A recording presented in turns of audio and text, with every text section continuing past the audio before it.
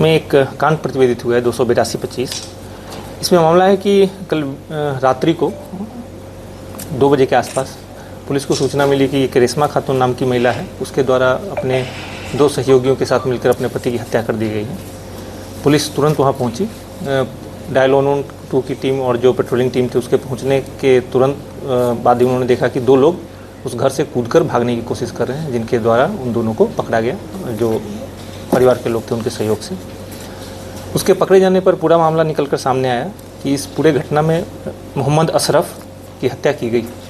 मोहम्मद अशरफ की हत्या उसकी पत्नी रेशमा खातून ने अपने सहयोगी मोहम्मद इफ्तिखार हसन और मोहम्मद जमशेद के साथ मिलकर एक बहुत ही क्रूर तरीके से एक साजिश के तहत ये हत्या की गई।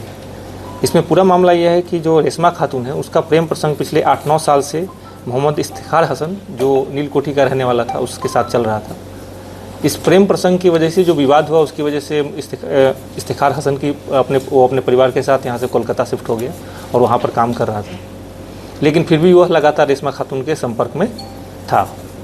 इसी बीच जो मृतक मोहम्मद अशरफ है उसकी तबीयत ख़राब थी। उसके तबीयत ख़राब होने का फ़ायदा उठाकर रेशमा खातून ने एक बहुत ही खौफनाक तरीके से एक साजिश रची, जिस साजिश के तहत इस तरह का योजना बनाया गया कि रात्रि में जो इफ्तिखार है और उसका एक सहयोगी मोहम्मद जमशेद, दोनों को बुलाकर इसकी हत्या कर दी जाएगी और पड़ोसियों और बेटे को सबको बताया जाए कि बीमारी से इसकी मौत हो गई।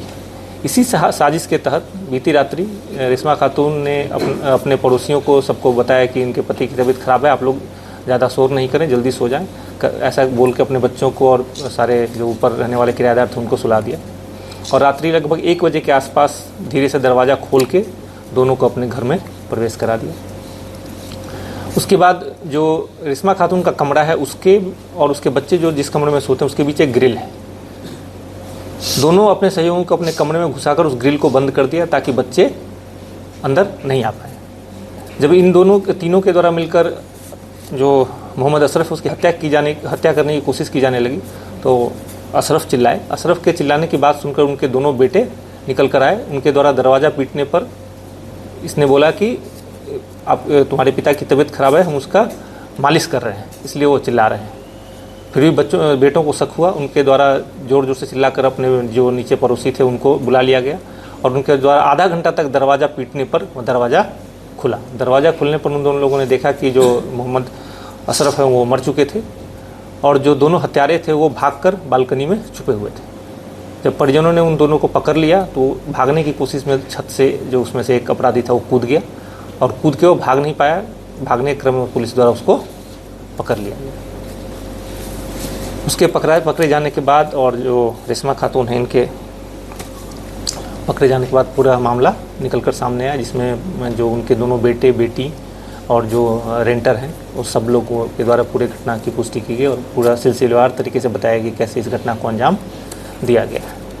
तो इस प्रकार इस हत्याकांड में पुलिस और के द्वारा त्वरित कार्रवाई करते हुए और परिजनों द्वारा भी समय रहते पुलिस को सूचना दी गई, जिसकी वजह से अपराधी भागने में नाकामयाब रहे। उनको घटनास्थल से पकड़ा गया। इस घटना में पूरी तरह से तकनीकी और मानवीय साक्ष्य मौजूद हैं। जिस तरीके से इस घटना को अंजाम दिया गया है, इसमें तुरंत ही चार्जशीट करके इन लोगों को सजा दिलाने की कार्रवाई की जाए।